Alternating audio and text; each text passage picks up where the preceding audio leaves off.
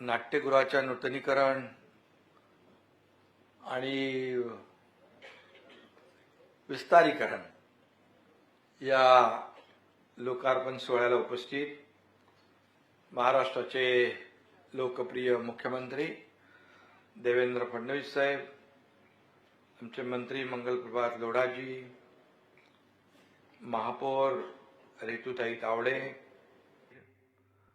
उपमहापौर संजय घाडी, आमदार अमित साटम, आमदार प्रकाश सुर्वे, आमदार कालिदास कोळंबकर, आमदार प्रसाद लाड, आमदार भाई गिरकर, माजी आमदार सदा सरवणकर, सभागृह नेते गणेश कनकर, विरोधी पक्षनेत्या किशोरीताई पेडणेकर, आयुक्त डॉक्टर अश्विनी भिडे,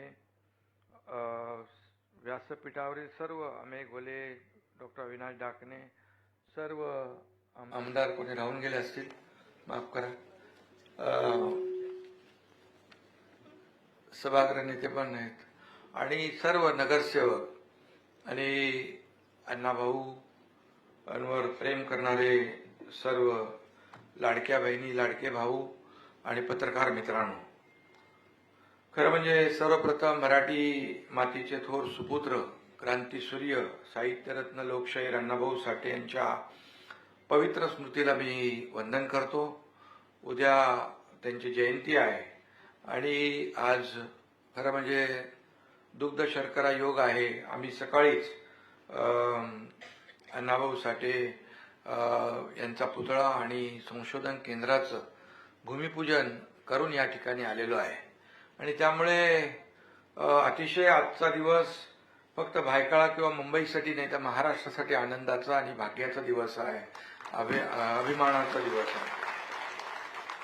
खरं म्हणजे लोकशाहीर अण्णाभाऊ साठे यांनी आपलं आयुष्य अतिशय गोरगरीब जनतेसाठी, शोषित पीडित, दलित, कष्टकरी यांच्यासाठी वाहून घेतलं. त्यांनी अतिशय निष्ठेने काम केलं. ते म्हणाले होते, माझी मायबोली मराठी, मी तुझाच पोवाडा गाईन. आज या अद्याप नाट्यगृहाच्या माध्यमातून आपण अण्णाभाऊंना याच मराठी संस्कृतीचा आणि कलेचा गौरव या ठिकाणी या नाट्यगृहाच्या माध्यमातून करतो, ही देखील आनंदाची बाब आहे. आणि अशा या महान क्रांतीसूर्याचे विचार नूतनीकरण झालेल्या नाट्यगृहाच्या माध्यमातून घरोघरी पोहोचतील अशा प्रकारचा विश्वास या ठिकाणी व्यक्त करतो. अण्णाभाऊंचं मुंबईवर नाही महाराष्ट्रावर अनंत उपकार आहेत. संयुक्त महाराष्ट्राच्या लढ्यात देखील अण्णाभाऊंचा सहभाग हा केवळ सहभाग नाही तर सिंहाचा वाटा होता आणि हे आपल्या सगळ्यांना सर्वश्रुत आहे. आपल्या डफाच्या थापेवर आणि खणखणीत शाहिरीने त्यांनी गल्लीबोळात, कामगार वस्त्यांमध्ये आंदोलनाची मशाल पेटवली. महाराष्ट्रापासून मुंबई तोडण्याचा तत्कालीन राजकीय डाव अण्णांच्या शाहिरींनी हाणून पाडला. त्या काळात माझी मुंबई अर्थात मुंबई कुणाची हा त्यांच्या नाटकावर मोरारजी देसाईंच्या सरकारने बंदी आणली होती. पण अण्णाभाऊ केवळ कागदावर लिहिणारे साहित्यिक नव्हते तर ते हाडाचे कार्यकर्ते आणि संघर्षशील व्यक्तिमत्व होतं आणि धगधगता अंगार होता. त्यांनी सरकारी बंदी झुगारून लावली आणि नाटक करून दाखवलं. आपण सगळे अण्णाभाऊंचे अनुयायी आहोत, चाहते आहोत आणि म्हणून त्यामुळे कोणी माईकाला आला तरी मुंबईला महाराष्ट्रापासून तोडण्याची हिंमत कोणी करू शकणार नाही, हा आपल्याला सगळ्यांना विश्वास आहे. आणि म्हणूनच आचार्य अत्रे, अण्णाभाऊ साठे यांच्याबद्दल काय सांगायचं. अण्णाभाऊंचे साहित्य म्हणजे जगण्यासाठी रोज संघर्ष करणाऱ्या माणसाचं साहित्य आहे. प्रस्थापित आणि साचेबद्ध मराठी साहित्याला, परंपरेला छेद देणारं हे साहित्य आहे. अण्णासाहेब हे महाराष्ट्राचे पहिले दलित बंडखोर लेखक होते. त्यांच्या साहित्यामध्ये कधीही आक्रस्ताळपणे नव्हता, पण त्याच्यामध्ये एक संघर्ष होता. सत्य आणि असत्य, न्याय आणि अन्याय या प्रवृत्तीमधील संघर्ष त्यामध्ये दिसत होता. फकीरा, वारणेचा वाघ यासारख्या कादंबऱ्यांमधील मुकुल मुलानी, फुला, नसरू, दादा न्हावी या पात्रांनी त्यावेळेस अख्खा महाराष्ट्राला वेड लावलं होतं.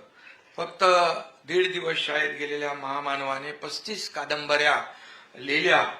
हे देखील एक आगळं वेगळं कौतुक आहे आणि अप्रूप आहे.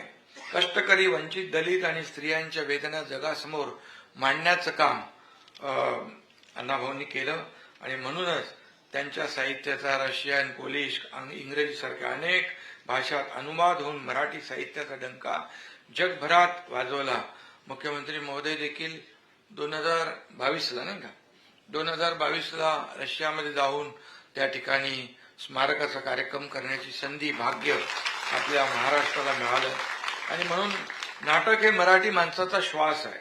मराठी माणसाचं पहिलं प्रेम म्हणजे नाटक. त्यामुळे अद्ययावत नाट्य मंदिराचं लोकार्पण ही प्रत्येक नाट्य रसिकासाठी एक सुवर्ण संधी आहे. आणि म्हणून याची कॅपॅसिटी वाढवली आहे, चांगलं केलं आहे. अद्ययावत असे नाट्यगृह झालेलं आहे. इथे कलाकार येतील, त्यांना व्यासपीठ मिळेल, कलावंत घडतील आणि खऱ्या अर्थाने एका युगपुरुषाचं खरं स्मारक हे या ठिकाणी त्यांच्या विचारांचा आणि साहित्याचा जास्तीत जास्त प्रचार आणि प्रसार अशा प्रकारच्या नाट्यगृहामधूनच देखील लोकांपर्यंत, घराघरापर्यंत पोहोचेल.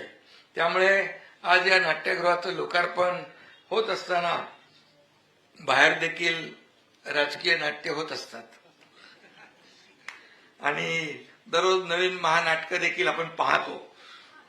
काही राजकीय नाटकं रडकी असतात, काही निव्वळ कॉमेडी असतात, काही सामाजिक मुखवटा घालून येतात, काही प्रायोगिक असतात, काही संधी साधू देखील असतात. आणि त्यामुळे आज काय राजकीय भाष्य मी करू इच्छित नाही, परंतु नाट्यगृहाचं उद्घाटन आहे म्हणून आपण हे आज त्याच्या योगायोगामध्ये बोलतोय. त्यामुळे कुणालाही याच्यावर टीका करायचं माझं काय हे नाही, मानस नाहीये. त्यामुळे हे नाट्यगृह जे आहे, हे नाट्यगृह आणि आज सकाळी झालेलं स्मारकाचं भूमिपूजन ही दोन्ही वास्तू ज्या आहेत. परत त्याचबरोबर सांगलीमध्ये वाटेगावला देखील आजच मंत्री संजय शिरसाट मला म्हणाले 50 कोटीचं स्मारक तिथं देखील त्यांच्या गावामध्ये आपण करतोय. त्यामुळे अण्णाभाऊ साठेंची स्मारकं जेवढी आपण करू तेवढी कमी आहे. कारण त्यांची उंची, त्यांचं जे काही कर्तृत्व आहे ते मोठं आहे. आणि अशा या वास्तू आपण त्यांच्या नावाने केल्यामुळे त्या वास्तूंचंच नाव मोठं होतं, त्या वास्तूंचीच उंची मोठी होते. अशा प्रकारचा विश्वास या ठिकाणी व्यक्त करतो. महापौर महोदया, आपण ह्या नाट्यगृहाचे सर्वांना परवडेल अशा प्रकारच्या दरामध्ये हे आपण नाट्यगृह लोकांना उपलब्ध करून द्या. उपमहापौर पण आहेत, आयुक्त पण आहेत. त्यामुळे याचा जास्तीत प्रचार आणि प्रसार जो आहे नाट्यप्रेमींच्या माध्यमातून लोकांपर्यंत, कलावंतापर्यंत, घराघरापर्यंत पोहोचला पाहिजे असा विश्वास व्यक्त करतो. आणि पुन्हा एकदा मी साहित्य रत्न अण्णाभाऊ साठे यांना विनम्र अभिवादन करतो. धन्यवाद. जय हिंद, जय महाराष्ट्र, जय भीम.